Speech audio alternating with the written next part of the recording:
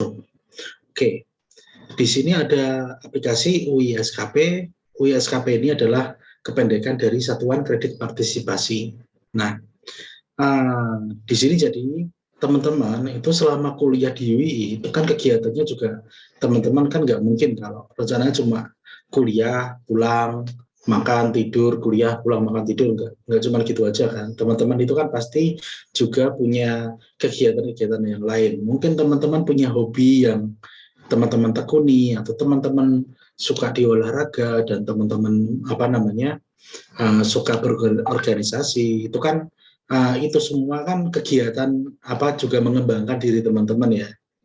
Dan di sini kegiatan-kegiatan tersebut juga dihargai oleh akademik universitas. Jadinya di sini juga untuk kegiatan tersebut juga kami data karena juga ada poinnya untuk kegiatan tersebut.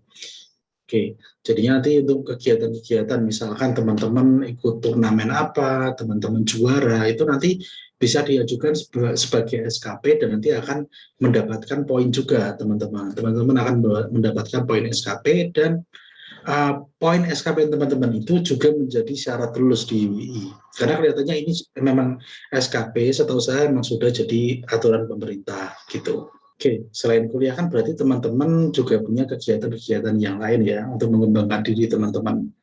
Seperti itu. Lagi pula di zaman sekarang di dunia kerja itu orang-orang pendaftar-pendaftar yang punya punya pengalaman organisasi atau kegiatan-kegiatan di luar kampus yang banyak, itu nilai tawarnya juga lebih tinggi dibandingkan dengan yang cuma kuliah saja dan nilainya tinggi karena ya sekarang di pekerjaan yang dilihat juga bukan punya cuma nilai, tapi kemampuan berorganisasi, kemampuan gimana bekerja sebagai tim itu juga salah satu nilai tambah yang cukup besar seperti itu. Nah, SKP ini nanti untuk teman-teman lulus itu ada 2 jenis SKP yang harus teman-teman penuhi.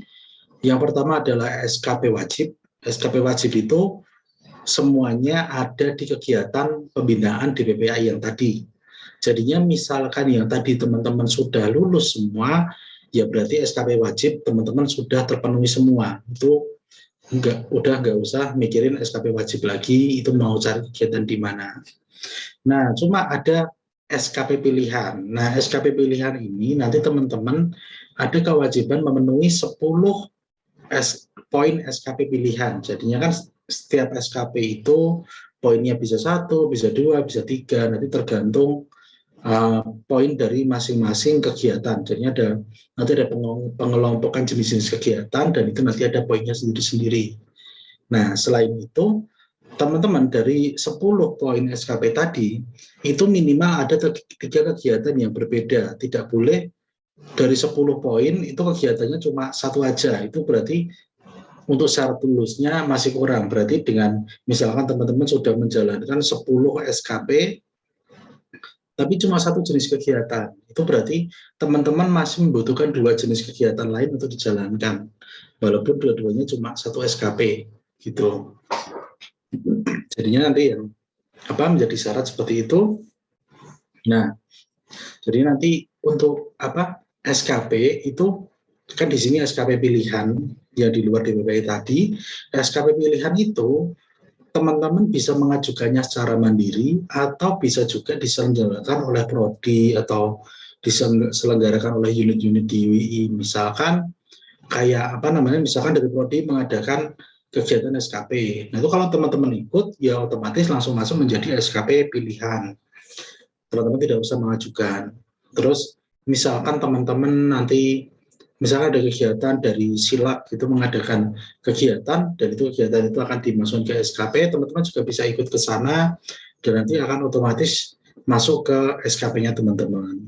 Nah, beda dengan kegiatan yang teman-teman ikutin di luar. Misalkan teman-teman ahli olahraga gitu, teman-teman jago sepak bola, teman-teman ikut timnas, bela timnas, juara Piala Dunia gitu. Nah, itu nanti untuk masuk ke SKP ya teman-teman harus mengajukan karena itu bukan program yang diselenggarakan oleh unit yang dari kampus, tapi teman-teman melaksanakan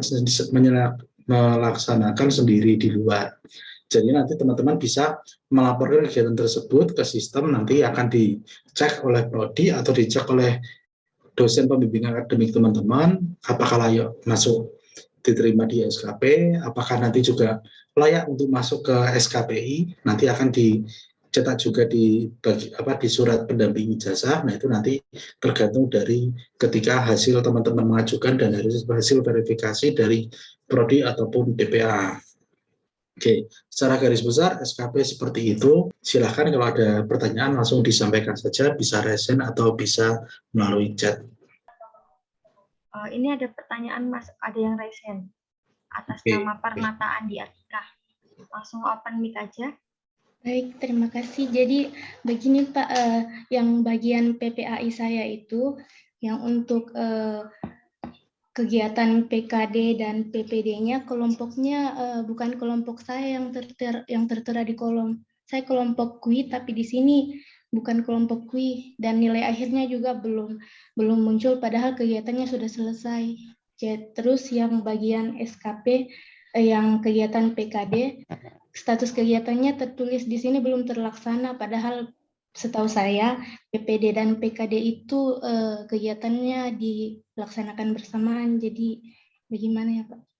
Oke, yang pertama tentang kelompok, permasalahan kelompok sama nilainya udah selesai tapi nilainya belum keluar, itu di mana Mbak? Di sistem PPAI atau di SKP?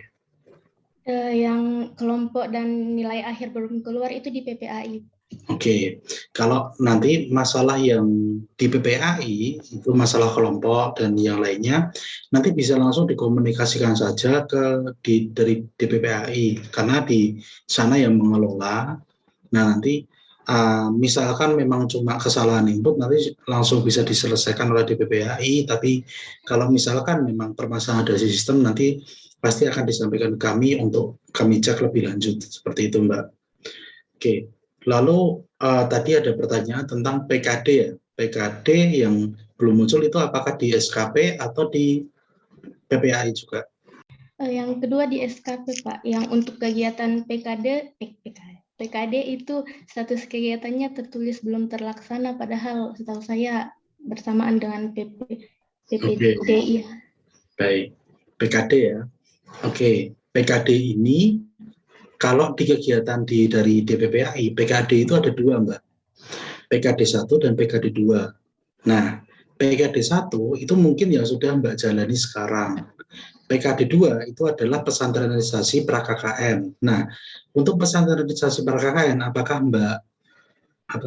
Mbak sudah menjalani? Oh, jadi yang sudah itu cuman PKD Pak, itu pun ya berarti selesai semua baru muncul ya Pak? Iya betul. Oh, ya. Karena kenapa seperti itu? Karena sistem SKP itu melihatnya per kegiatan. Nah, PKD ini kegiatannya itu dilihat oleh sistem SKP secara utuh PKD, bukan tidak melihat PKD 1 atau PKD 2. Jadinya kapan di SKP itu akan terupdate ketika PKD 2 nilainya sudah keluar. Nanti akan otomatis ke-update ke sistem SKP, akan muncul PKD mendapatkan poin. Karena memang poinnya itu dianggap tidak ada, selesai semua. Seperti itu. Jadi misalkan kondisi sekarang kan kelihatannya memang Mbak ini baru menjalani PKD 1 ya, PKD 2-nya belum. Nah itu berarti nanti setelah PKD 2 baru akan muncul statusnya di sistem SKP bahwa Mbak sudah mendapatkan poin untuk PKD seperti itu. Baik, jadi untuk yang kelompok dan nilai akhir itu saya hubungi PPAI ya Pak? Iya, betul. Baik, terima kasih Pak. Ya, sama-sama. Oh ya, halo Pak. Ini saya cuma mau tanya itu Pak tentang SKP. Apakah kegiatan kayak seminar atau event-event dari UII, yang lembaga UII, ada sertifikatnya, apakah itu termasuk dalam nilai poin SKP atau tidak Pak? Atau hanya kejuaraan-kejuaraan aja?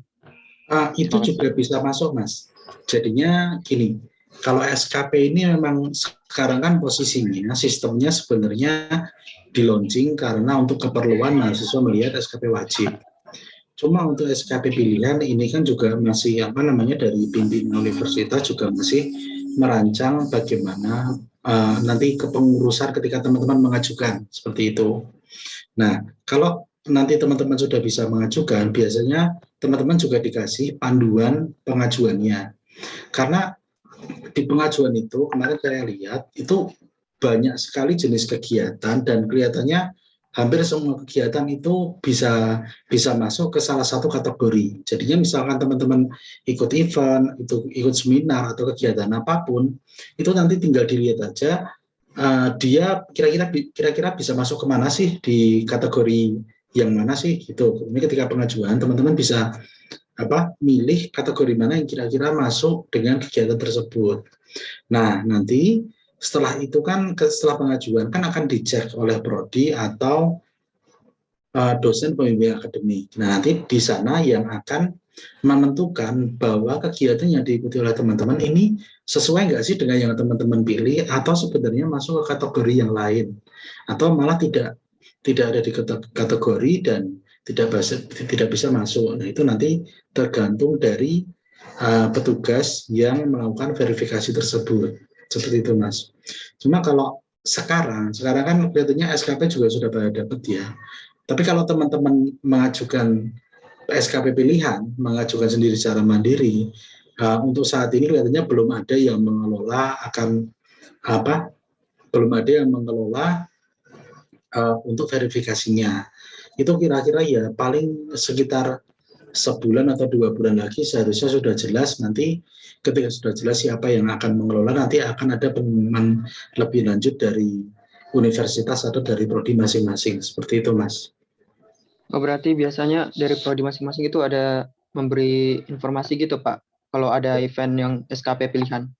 Ya, kalau setahu saya yang SKP itu sekarang yang sudah ada ya, itu di FTI itu namanya S3D, itu kelihatannya masuk SKP. Tapi kondisi yang sekarang karena sistem SKP ini memang baru mau launching secara garis besar ya, maksudnya ya pilihan bagiannya yang pilihan itu masih baru launching. Itu kemarin saya juga dengar dari wakil dekannya FTI itu pengen S3D masuk ke SKS dulu. Jadinya nanti masalah itu akhirnya masuk ke SKP atau tidak, itu nanti tergantung keputusan prodi. Cuma salah satu contoh kegiatan dari fakultas yang dianggap sebagai SKP itu salah satu contohnya adalah S3D yang ada di FTI.